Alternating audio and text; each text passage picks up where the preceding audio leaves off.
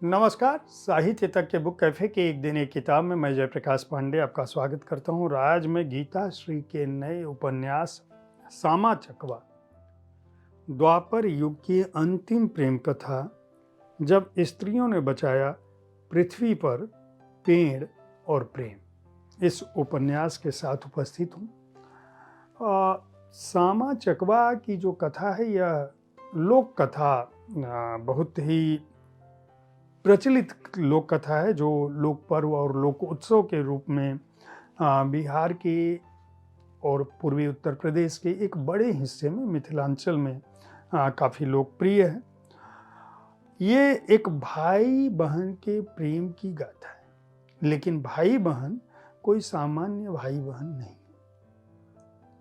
सामा श्री कृष्ण की पुत्री होती है। वह पुत्री जो जाम्बवती से पैदा होती है। जाम्बवती जामवंत की पुत्री है। जब द्वापर युग में श्री कृष्ण जामवंत को हरा देते हैं तो जामवंत उपहार स्वरूप अपनी बेटी दे देते हैं। वह आती है श्री कृष्ण की दूसरी स्त्रियों से इतर। वह गंवई होती है, वनांचल की होती है, प्रकृति से उसको अथाह प्रेम होता है। उसको एक पुत्र सांब, जो श्री कृष्ण का ही प्रतिरूप है, और सामा बेटी पैदा होती है। सांब अपने पिता के लक्षणों से युक्त होता है। वह बहुत चंचल है और तमाम समय बाहर होता है, खेलता है, तमाम तरह के उपक्रम करता है। इसी उपक्रम के चक्कर में वह ऋषियों द्वारा शाप युक्त भी होता है, जिसे बचाने की कोशिश श्री कृष्ण करते हैं। लेकिन उसी दौरान जब युद्ध की और एक बार शिकार की अहेर की तैयारी कर रहे होते हैं तो सामा उनके अस्त्रों को जला देती है यज्ञ वेदी। श्री कृष्ण नाराज होते हैं और इन्हें मथुरा भेज देते हैं, माँ और पुत्री को, यानी सामा और जाम्बवती को।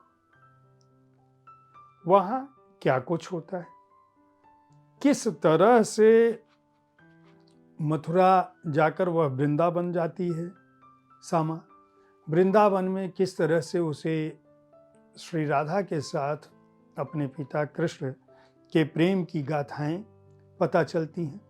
उसे वह वन पता चलता है जहाँ जो मायावी है और जहाँ श्री कृष्ण हर रात लगभग रास रचाते हैं, ऐसी मान्यता है। उस वन में जाती है, वहाँ घूमने लगती है और वहाँ उसे चारुवक्त्र नामक एक साधु पुत्र, सन्यासी पुत्र मिलता है, जिसके प्रेमाकर्षण में वह फंस जाती है। और जो श्री कृष्ण राधा के प्रेम में आकंठ डूबे होते हैं, जो रुक्मिणी से अपना प्रेम विवाह करते हैं, जिनके पास सुभद्रा जैसी बहन होती है, जो प्रेम का स्वरूप माने जाते हैं, वह अपनी बेटी को पंछी बनने का श्राप दे देते हैं। क्यों? क्योंकि किसी ने उसकी चुगली की होती है। किसने? जो मथुरा का सेनाध्यक्ष होता है। सामा चकवा में गीता श्री ने इस पौराणिक लोक आख्यान को नया स्वरूप और नया कलेवर देने की कोशिश की है। वर्तमान की भाषा में उन्होंने इस प्रेमाख्यान को और प्रकृति आख्यान, प्रेमाख्यान प्रकृति आख्यान के बीच भी स्त्री का स्वर, जो पिता अपने बेटे को शाप मुक्त कराने का प्रयास कर रहा होता है, वही अपनी बेटी को शाप देता है। लेकिन इन दोनों के बीच जो भाई होता है सांब, वह अपनी बहन की इस स्थिति से इतना द्रवित होता है कि वह उसके लिए संकल्प करता है।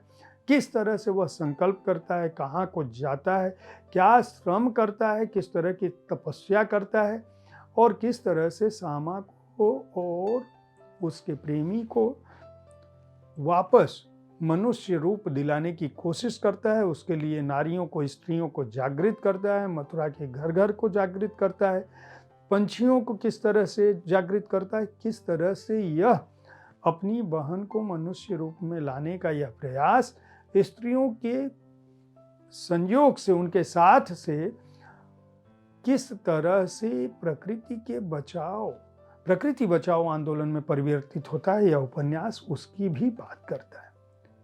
यह एक अनूठी भावभूमि पर लिखा हुआ उपन्यास है, जिसमें लोक भी है, जिसमें प्रेम भी है, जिसमें प्रकृति भी है, जिसमें आख्यान भी है।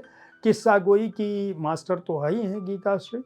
तो इसलिए अगर आप पौराणिक काल से लेकर वर्तमान काल तक किस तरह से छेपक, किस तरह से श्रुतियाँ, किस तरह से लोकगीत, किस तरह से लोक संसार एक बड़े उद्देश्य के निमित्त, प्रकृति को बचाने के निमित्त अपने आख्यान गढ़ता है, यह उपन्यास इसलिए भी उसके पुनरावलोकन के लिहाज से भी महत्वपूर्ण है। पूरा कथन तो है ही है। गीताश्री को मैं बधाई दूंगा इस उपन्यास के लिए, और अपने दर्शकों से आग्रह करूंगा कि राजपाल एंड सन्स से प्रकाशित इस उपन्यास को वे खरीद कर जरूर पढ़ें। इसका मूल्य 350 रुपये है। उषा किरण खान जी, जो साहित्य अकादमी और पद्मश्री से सम्मानित लेखिका थी, जिनका पिछले दिनों निधन हुआ, उन्होंने बाकायदा इसकी आवरण पर लिखा है कि यह कहानी गीताश्री के शब्दों में नई काया में है। गीताश्री अपने बचपन में जो देखती सुनती आई हैं, जो गीत और कथाओं ने उनको गढ़ा है, बालपन जिस कौशल और खिलौने से, नाट्य सभाओं से, त्योहारनुमा खेल से प्रभावित हुआ है, वह बड़ा होने के बाद इस श्रुति लेखन को जिस तरह से उन्होंने रखा है, उसके लिए उन्होंने भी बधाई दी है, मैंने भी बधाई दी। अगर आप अच्छी कृति कोई पढ़ना चाहते हैं और एक ऐसे अनूठे आख्यान को जो विस्मृत सा है, कम से कम हिंदी जगत में सारे लोग सामा चकवा की कहानी नहीं जानते। ये दो पंछियों की कहानी तो जानते हैं जो दिन के समय जोड़े में रहते हैं, लेकिन रात में किसी श्राप के चलते एक दूसरे के साथ नहीं होते हैं। सामा और चकवा दूर दूर रहते हैं, रात में वो क्यों अलग होते हैं, दिन में क्यों एक होते हैं? यह एक जिज्ञासा का प्रश्न है, वैज्ञानिक जिज्ञासा का प्रश्न हो सकता है, लेकिन इसके पीछे जो आख्यान है उसको पढ़ने के लिए भी यह कृति उसमें भी मदद करती है। उम्मीद है साहित्य तक का यह एपिसोड आपको पसंद आया होगा। इस कार्यक्रम में आप किस तरह की पुस्तकों की चर्चा चाहते हैं, उसके बारे में अपनी राय से हमें ज़रूर अवगत कराएं। हमारी कोशिश होती है कि विविध विधाओं की पुस्तकों के साथ आपके पास मैं हर दिन पहुंचूं, ताकि आपको अपनी पसंद की पुस्तक चुनने में आसानी हो। कल ठीक इसी समय ऐसी ही किसी एक कृति के साथ मैं फिर मिलूंगा। देखते रहिए साहित्य तक। धन्यवाद।